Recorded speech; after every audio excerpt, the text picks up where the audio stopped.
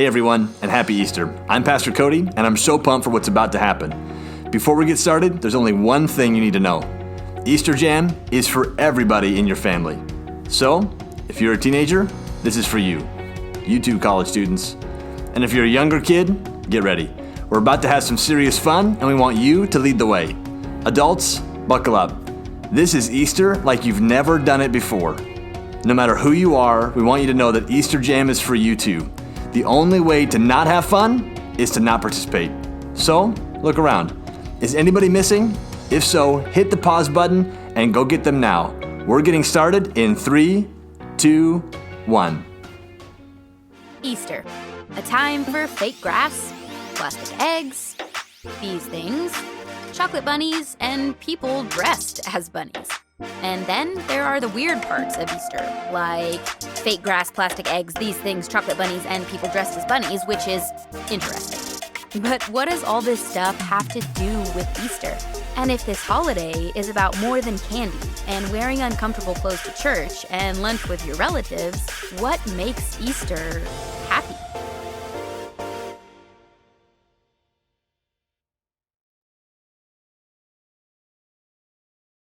Okay, hear me out. There are only two kinds of people in the world. People who love these things and people like me.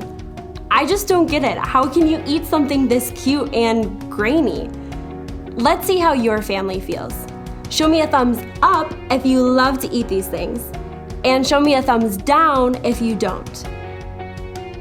Okay, there are a lot of different opinions out there, but no matter how you feel about eating Peeps, you're going to love this game.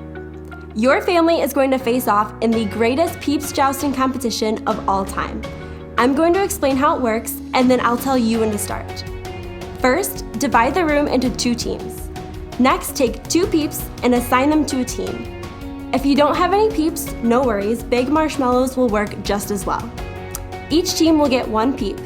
You can even come up with cool names for your Peep, like Lord Sugarcoat or Sir Sprinkles. You get the idea.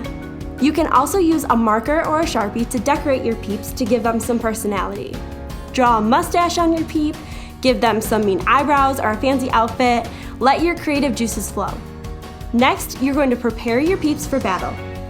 Stick a toothpick in the front of each Peep to prepare them for battle like this. Think of the toothpick as a joust, a lightsaber, a sword, just depends on how serious your family is about the competition. Make sure the toothpick is facing forward toward the other Peep. Place the 2 combatants on a microwavable plate. No social distancing necessary. You want the Peeps to be close together and facing one another. Finally, time for the big event. Gather around and put the plate in the microwave, setting the timer to 45 seconds. You won't let it run that long. In fact, don't let it run that long. Then press start. Watch at a safe distance until the Peeps drop their toothpicks and one touches the other. The toothpick that touches the other Peep first wins. As soon as this happens, you're going to want to stop the microwave. Trust me on this one, stop the microwave. Okay, it's time to settle this thing. Don't forget to snap a pic of that photo finish. It's go time. Press pause now and I'll wait here.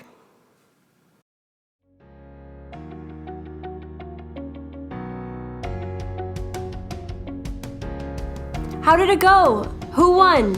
I want pictures. Post them with the hashtag EasterJam2020. I have to admit, that was a lot more fun than I thought, and also, this happened. Ready for another game? For this one, you need a laundry basket and socks. Lots of socks. Clean or dirty, doesn't matter, as long as they have a match. If you need to, go grab those things now. Press pause, and then Pastor Peyton will come and explain the rest.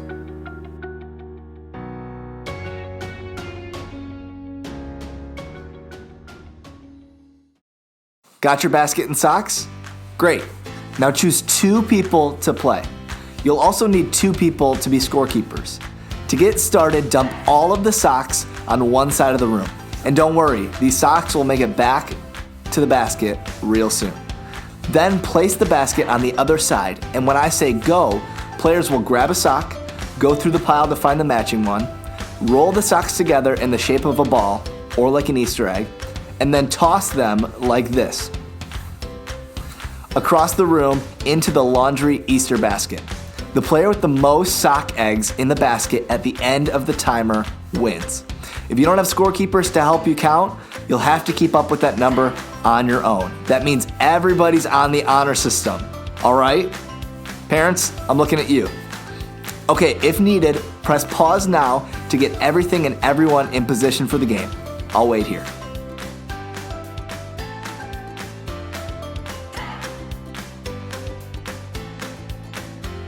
Everyone ready? Great. We're putting a 1-minute timer on the clock. This Easter egg throwdown is happening in 3, 2, 1, and go.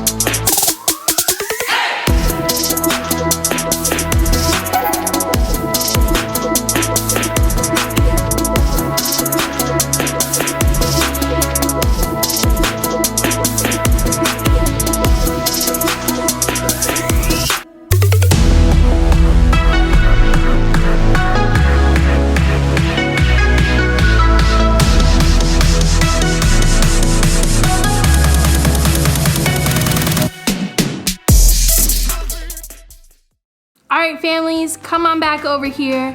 Who won? Okay, that was wild. Whoever won gets socks. Just kidding. Adults, make sure whoever won the challenge gets a special treat today. Maybe even one of these things. Or maybe not. I hope you're having so much fun so far. We're celebrating because today is Easter. If you don't know the whole Easter story, that's okay. Today we'll talk about what makes today, maybe more than any other day, a happy day. But before we get there, I know you have a ton of family and friends who would love to hear from you. And to make that happen, you have a few options. Pause the video and pick one of the challenges on the screen to wish your peeps a happy Easter.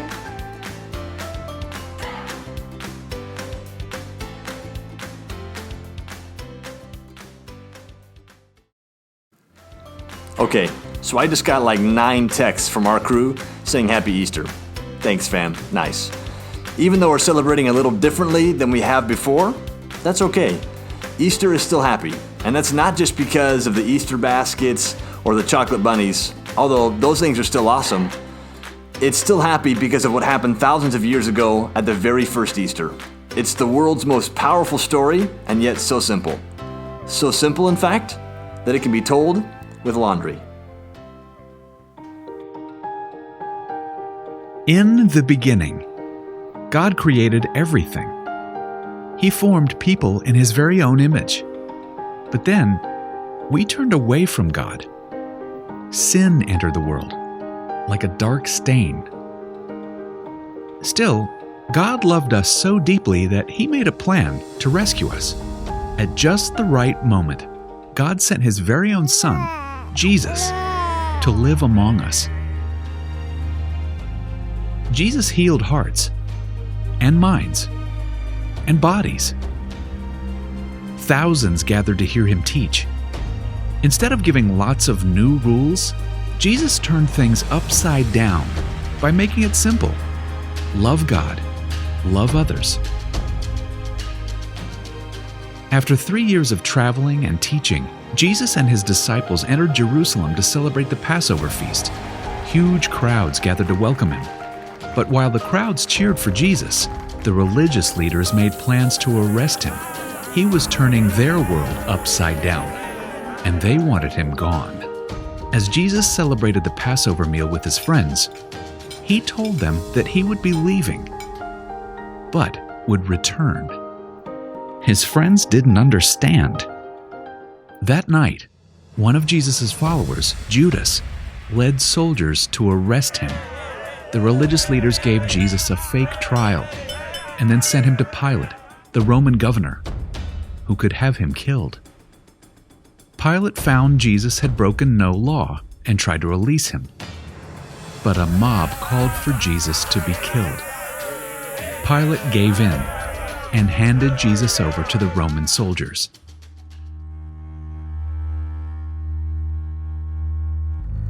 Jesus was forced to carry the heavy beams of his own wooden cross.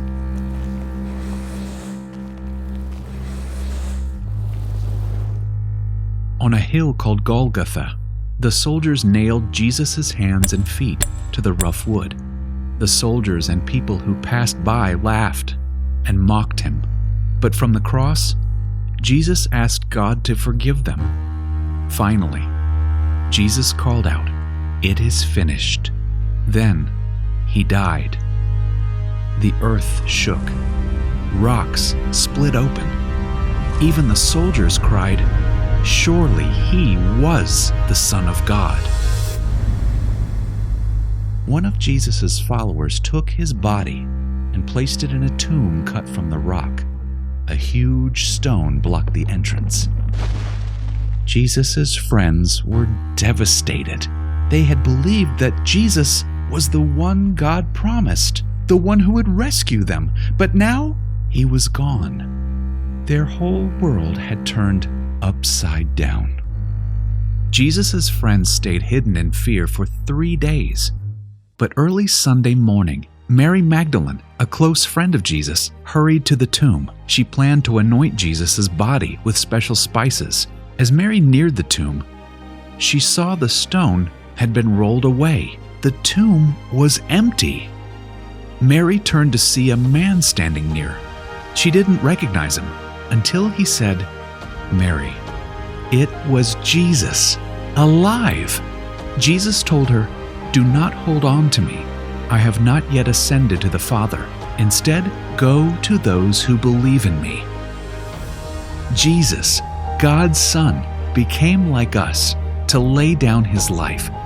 Through God's power, he defeated death for all of us, and sin was washed away. One day, he's promised to return, so we can live with him forever.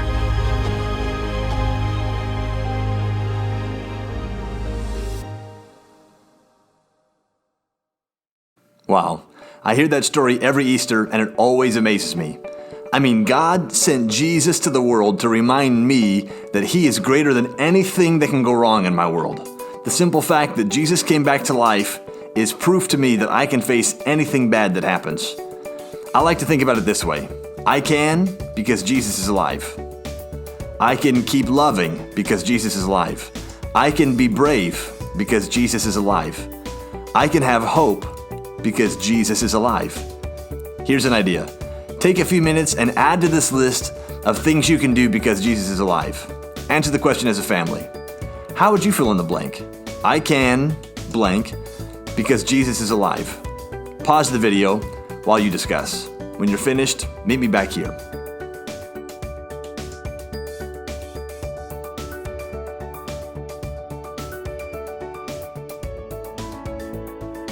Awesome. I love conversations like these because remembering what God has done in my past helps me to trust him with what's going on in my life right now. I hope that's true for you too. And I hope that you spend the rest of your day making happy memories with your family. To get you started, here's one last challenge. For this one, you'll need to decide who is the technology genius at your house. Maybe it's a step-parent, an aunt, or an 8th grader. Either way, decide who that person is now. Got it? Awesome. As soon as this video is over, I want you to take an Easter photo with your family. You can be dressed up or you can be in your PJs. It can be totally normal with smiling faces or silly with one of those filters that turn your face into a bunny rabbit. No matter how you do it, take a family photo and make it awesome. Then share it to social media. And remember to use the hashtag EasterJam2020 so that we can see your family's Easter style. Listen, maybe now more than ever, this is a time to celebrate and remember God's faithfulness and the hope he gave us in Jesus. After all, that's what makes Easter so happy.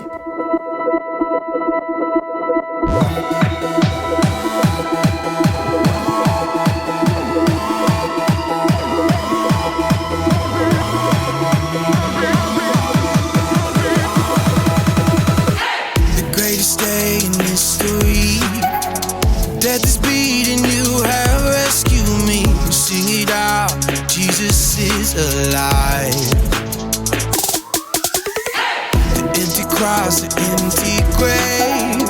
Life eternal, you have won the day. Shout it out, Jesus is alive. He's alive. Oh, happy day, you wash my sin away. Oh, happy day, I'll never be the same. Forever I'm changed. I'll never be the same. When I stand in that place, realize meeting face to face, I am yours, Jesus, you are mine. In this joy, perfect peace, earthly pain finally will cease. Celebrate